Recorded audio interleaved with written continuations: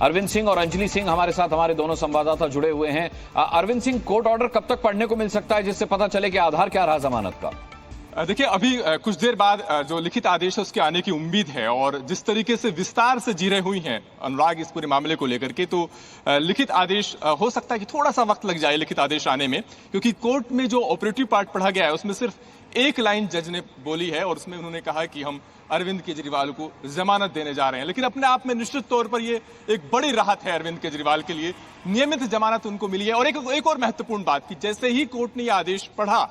ED की तरफ से जो वकील हैं उन्होंने, जो वीडियो कॉन्फ्रेंसिंग के जरिए जुड़े हुए थे, उन्होंने कोर्ट से गुजारिश की कि तब तक इस आदेश के अमल पर रोक लगा दें जब तक कि ईडी इस आदेश के खिलाफ दूसरा कोई कानूनी राहत का विकल्प नहीं आजमाती, या आम भाषा में कहा जाए कि जब तक ईडी इस आदेश को हाईकोर्ट में चैलेंज नहीं करती तब तक के लिए इस आदेश के अमल पर रोक लगा दीजिए, यानी तब तक केजरीवाल ना बाहर आए, ऐसा अपने आदेश में लिखवा दीजिए। लेकिन जज ने उनकी इस मांग को ठुकरा दिया। इसका मतलब यह है कि जब तक हाईकोर्ट का कोई ऐसा आदेश नहीं आ जाता जो निचली अदालत के आदेश को पलट दे, जो जमानत को खारिज कर दे, तब तक अरविंद केजरीवाल के लिए जमानत का रास्ता साफ हो गया है। और जैसे ही आदेश पहुंचेगा जेल अथॉरिटी के पास, उनके जेल से बाहर आने का रास्ता साफ हो जाएगा। कोई अंतरिम स्टे देने पर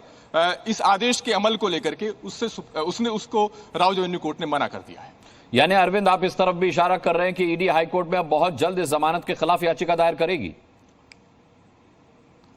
बिल्कुल, इसकी तो पूरी संभावना है, ये तो होना ही है। और खुद आज ही वकील की तरफ से कहा गया है कि जब तक हम कानूनी राहत के दूसरे विकल्प नहीं आजमाते तब तक आप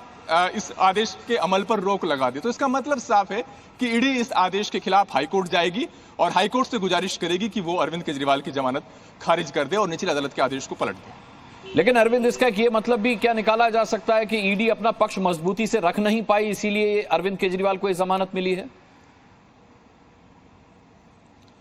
देखिए, बहुत हद तक ये जज के विवेक पर भी निर्भर करता है अनुराग। जो बातें ईडी की तरफ से हाईकोर्ट से लेकर सुप्रीम कोर्ट तक निचली अदालत में रखी गई, वो लगभग कमोबेश एक जैसी हैं। ईडी का ये कहना है कि अरविंद केजरीवाल की दोहरी जिम्मेदारी बनती है। एक तरफ उनकी व्यक्तिगत भूमिका है, हवाला ऑपरेटर्स के साथ उनके चैट की बात के हमारे पास सबूत हैं, उन्होंने खुद 100 करोड़ की रिश्वत मांगी, इस बात के हमारे पास सबूत हैं। उनका यह भी कहना है कि अरविंद केजरीवाल ने मोबाइल का पासवर्ड भले ही शेयर नहीं किया हो, लेकिन जिन लोगों से बात की उनका मोबाइल के रिकॉर्ड हमें मिला है। दूसरा, ईडी का यह कहना है कि अगर यह भी मान लिया जाए कि अरविंद केजरीवाल व्यक्तिगत रूप से इसमें शामिल नहीं है, तब भी चूंकि आम आदमी पार्टी एक लाभार्थी पार्टी है और सेक्शन 70 के तहत आम आदमी पार्टी को भी आरोपी बनाया गया है, और ऐसी सूरत में भी अरविंद केजरीवाल पर अप्रोक्ष रूप से जवाबदेही बनती है, चूंकि वो पार्टी के कर्ता धर्ता हैं, पार्टी के संयोजक हैं। ऐसे में सेक्शन 70 के तहत भी वो इस मामले में आरोपी बनते हैं, अगर सिर्फ उनकी व्यक्तिगत भूमिका को भी छोड़ दिया जाए। लेकिन जो अरविंद केजरीवाल के जो वकील थे, उनकी तरफ से जो सबसे महत्वपूर्ण ग्राउंड उठाया गया था वो यही था कि कोई मनी ट्रेल स्टेब्लिश ही नहीं हो रही है,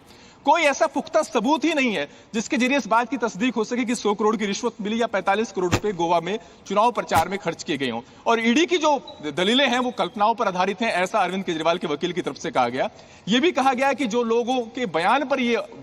गिरफ्तारी हुई है वो सारे बयान जुलाई 2023 से पहले के हैं, और गिरफ्तारी हुई है मार्च 2024 में जाकर के। तो गिरफ्तारी की टाइमिंग पर सवाल उठाए गए कि आखिर 1 साल बाद जाकर गिरफ्तारी हो रही, वो भी चुनाव के वक्त, तो जाहिर तौर पर राजनीतिक मंशा से गिरफ्तारी हुई है। यह भी सवाल उठाया गया अरविंद केजरीवाल के वकील की तरफ से कि जिन लोगों के बयान पर यह गिरफ्तारी हुई है वो कभी इस मामले में आरोपी थे, लेकिन बाद में ईडी ने मनमाफिक बयान दिलाने की एवज में उनको या तो जमानत दिलवा दी, उनकी जमानत अर्जी का विरोध नहीं किया, या फिर वो सरकारी गवाह बनकर माफी के हकदार बन गए। तो कहीं ना कहीं अरविंद केजरीवाल को फंसाने के लिए ऐसे बयान दिलवाए गए, ऐसा आरोप अरविंद केजरीवाल के वकील की तरफ से उठाया गया। हालांकि ईडी की तरफ से बार बार यह कहा गया कि जहां तक बयानों का सवाल है, यह बयान सही है नहीं, ये ट्रायल के दौरान तय करना कोर्ट का काम है, और ये स्टेज नहीं है जहां पर बयानों पर सवाल उठाया जाए। एक और सबसे महत्वपूर्ण बात अनुराग ये है कि